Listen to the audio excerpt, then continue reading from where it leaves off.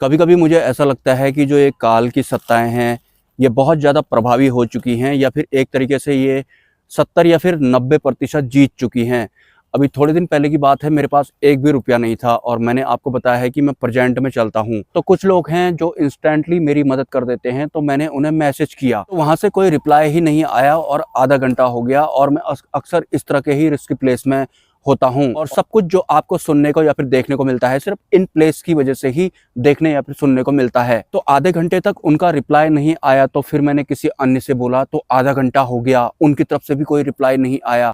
और फिर मैंने किसी एक को और मैसेज किया तो वहां भी आधा घंटा हो गया और किसी का रिप्लाई नहीं आया, मतलब 1.5 घंटा हो गया। इस दौरान मुझे ऐसा भी एहसास हो रहा था कि मुझे लगता है कि काल की सत्ताओं ने अब मेरे बाकी के रास्ते भी बंद कर दिए हैं। मैं बाहर था उस वक्त, पैसे भी जेब में थे नहीं। तो उसके बाद अचानक से एक महानुभाव का व्हाट्सअप मैसेज आता है, 1.5 घंटे बाद मैसेज आता है उनका। हालांकि इतनी देर बाद मैसेज आने के बाद और अभी तक भी, जब से ये दिन शुरू हुए हैं, कुछ ज़्यादा ठीक नहीं चल रहा है कुछ दिन से मेरे साथ में, तो मुझे लगा कि ये अभी भी प्रभावी हैं। मतलब जो काल की सत्ताएं होती हैं ये ऐसा ही करती हैं। मेरा कोई भी काम पूरा होता ही नहीं है, कोई एक पूरा होता है तो तब तक वो दूसरा खराब हो जाता है, तीसरा होता है तो चौथा खराब हो जाता है। और ये जो कुछ भी आपको सुनने को मिलता है, ये कैसे सुनने को मिलता है? इन प्लेसेस की वजह से सुनने को मिलता है।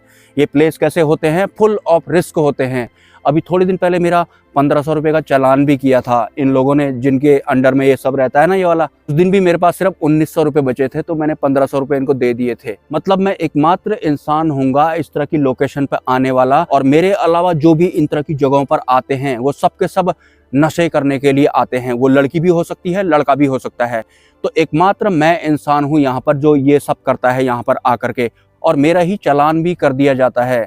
हालांकि मैंने तो बताया था आपको ये मानव निर्मित व्यवस्थाएं क्यों बनाई गई हैं, किस लिए बनाई गई हैं, इनका खुलासा भी मैं करूंगा। और वैसे भी परिवर्तन का दौर तो चल ही रहा है। जिस तरह से आज तक आपको ये नहीं पता था कि हमारे दुखों का मुख्य कारण हमारी बुद्धि और मन है, आपको अभी नहीं पता है कि भौतिक जीवन में जो हम ये अपना जीवन यापन करते हैं, इसमें जो हमें उलझनें आती हैं या फिर रुकावटें आती हैं, या फिर हम क्यों मोहताज होते हैं पाई के लिए या फिर कुछ ज़रूरतों के लिए, इन सब के पीछे किसका हाथ होता है, ये भी अभी तक आपको नहीं पता है। जैसे आपको बुद्धि और मन का नहीं पता था ना, एक दिन आपको ये भी पता लगेगा कि ये इस दुनिया में जो हर इंसान परेशान चल रहा है, इसके पीछे कौन है, कौन होते हैं ये सब करवाने वाले लोग, और इस पूरी दुनिया को चला कौन रहा है, और जिसे हम समझते हैं कि ये बहुत बड़े कुछ अच्छे लोग होंगे, ये होते कौन हैं, इस बारे में भी मैं आपको क्लियर बताने वाला हूँ। वैसे भी परिवर्तन का दौर तो चल ही रहा है, तो सब कुछ खुलासा हो ही जाता है। लेकिन मेरा सोशल मीडिया में आना और इस तरह के वीडियोज बनाना जिसमें कि मेरे को कुछ भी, कहीं भी, किसी भी तरीके से नुकसान हो सकता है, यहाँ से भी, बाहर से भी, और काल तो फिर काल ही हैं, ये सब तो उनका ही है। और हाँ, अपना एक अनुभव मैं शेयर करना चाहता हूँ। हालांकि मुझे कंफर्म नहीं है, मतलब मैं पूरी तरह बताऊंगा नहीं। एक खिलाड़ी है जिसका सरनेम वाई से शुरू होता है। तो मुझे क्या अनुभव होता है कि जो बिल्डिंग्स होती हैं, बड़ी बड़ी जो इमारतें होती हैं, वो काली पड़ी हुई हैं। मतलब पता नहीं वहाँ पर क्या हुआ था, बाढ़ आई थी, प्रलय आया था, भूकंप आया था, या पता नहीं ऐसा क्या हुआ था कि सारी की सारी बिल्डिंगें काली हो गई थी। आसपास की वो दृश्य मैंने देखा था ध्यान की अवस्था में। तो उसमें क्या बोला जा रहा होता है कि इस तरह का दृश्य देखने के बाद क्या दोबारा से ये कभी खेल पाएंगे? कि जिस तरह से वहाँ की बिल्डिंगें काली पड़ी हुई थी, ऐसा लग रहा था पता नहीं कोई प्रलय आया था यहाँ पर।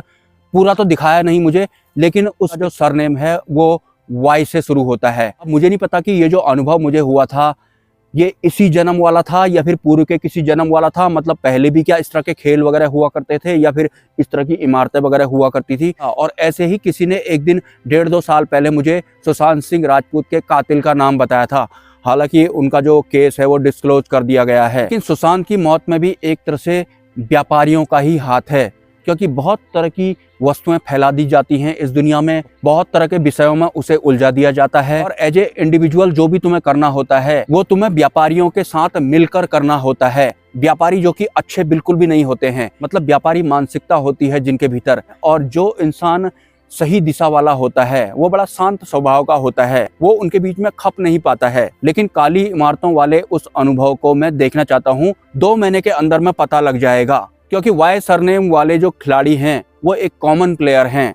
उन्होंने अपनी आंखों के सामने वो सब देखा है। मतलब बिल्डिंगें इतनी काली कैसे पड़ गई, मतलब जो ऊंची ऊंची इमारतें होती हैं वो पूरी काली पता नहीं वहां पर क्या हुआ था, ये तो मैंने नहीं देखा।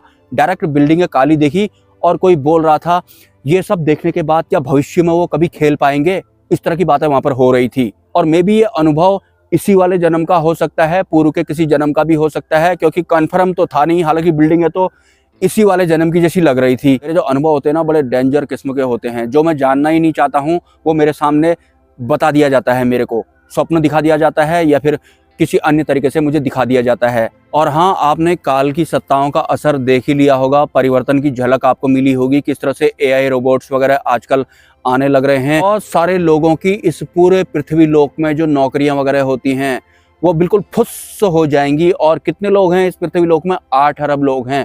मतलब 8 अरब में से 7.5 अरब लोग तो छटपटाएंगे अगर काम धंधे बंद हो जाएंगे एआई की वजह से। तो मतलब युग परिवर्तन से पहले पहले काल बाबू पूर्ण रूप से खूब हष्ट पुष्ट आहार लेना चाहते हैं 7.5 अरब लोगों का लगभग, क्योंकि उसके बाद सब कुछ तो एआई वगैरह करने लगेगा। तो बाकी के लोग आखिर करेंगे क्या? वो परेशान ही होने वाले हैं। और इन राजनीतिक तत्वों को क्या पड़ी है, ये एक तरह से बोलते जाएंगे ये बनाऊंगा वो बनाऊंगा, नौकरियां बना दूंगा, जहाज बना दूंगा, फ्री में करवा दूंगा। और दूसरी तरफ से ये सब भी चल ही रहा होगा। आपको ये सब जवाब ढूंढने के लिए बाहर जाने की जरूरत नहीं है, मोबाइल में ही आपका दिमाग खराब करने के लिए भरपूर चीजें डाल दी गई हैं पहले से ही। एक बात मैं और बताना चाहता हूँ, आपने अक्सर सुना होगा कि पहले जमाने में राजा महाराजा हुआ करते थे।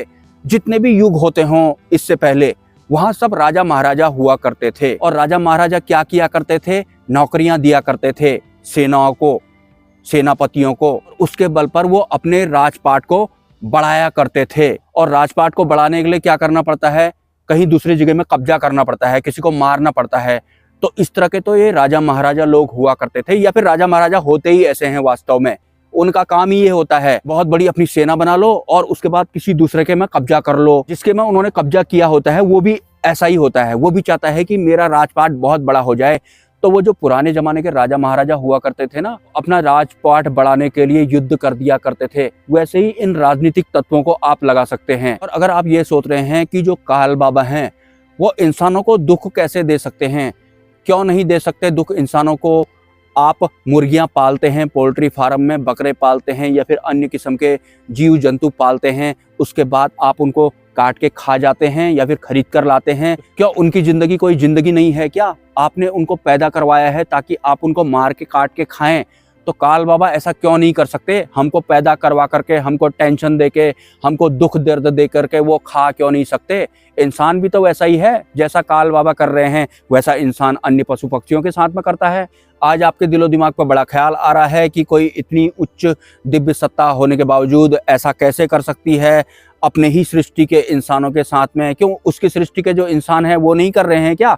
मुर्गियों के साथ, बकरों के साथ या फिर अन्य तरह के जो जीव जंतु होते हैं, खुद उनको पैदा करवाते हैं, उसके बाद खुद ही उनको मरवाते हैं या फिर मारते हैं या फिर खाते हैं। तो काल बाबा क्यों नहीं कर सकते हैं? जैसा वो करते हैं वैसा हम अन्य के साथ करते हैं। उनकी जिंदगी जिंदगी नहीं है क्या?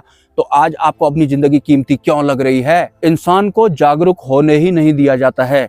तरह तरह की सत्ताएं या फिर व्यवस्थाएं पहले ही अपनी मर्जी थुपवा देती हैं उनके ऊपर, और इंसान अपने ही जरूरतों में ही सिमट कर रह जाता है। जो उसकी जरूरतें पूरी करता है वो उसके लिए राजा हो जाता है। तो इंसान के लिए वो शख्स भगवान से बड़ा होता नहीं है। इंसान तो इस लायक होता है, इस कदर वो अपने तक ही सीमित होता है कि जो उसका भला कर रहा है वो उसके लिए भगवान है।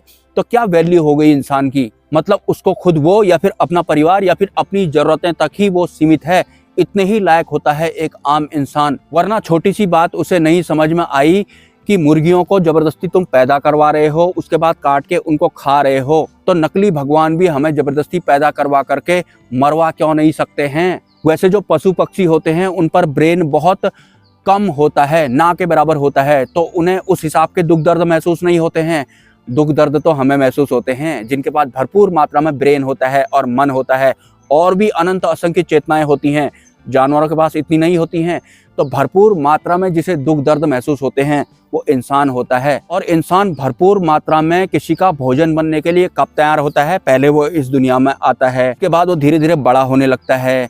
उसके दिलो दिमाग पर इस दुनिया को देख करके कुछ सपने उसके बन जाते हैं, फिर उसके ही अपनों द्वारा या फिर आसपास की व्यवस्थाओं द्वारा सपनों को बूस्ट किया जाता है कि हाँ हाँ कर, तू ये करके रहेगा। या फिर पहले ही एक आध होता है कोई जिसका सपना पूरा हुआ होता है, उसके अकॉर्डिंग वो अपने सपने बना लेता है और उसके बाद वो दिन रात उन सपनों को प्राप्त करने के लिए कोशिश करता है। परेशान तो वो उस वक्त भी होता है, लेकिन एक दिन उसे पता लगता है कि मेरा ये सपना पूरा नहीं होगा, लेकिन वो मान नहीं पाता है। वहां से दुखों की सत्ता काम करना शुरू कर देती है। उसके सपने कभी पूरे होते ही नहीं हैं। ऊपर से उसे अपना ही कोई, जिन पर वो भरोसा किया करता था, उनके द्वारा धोखा दे दिया जाता है।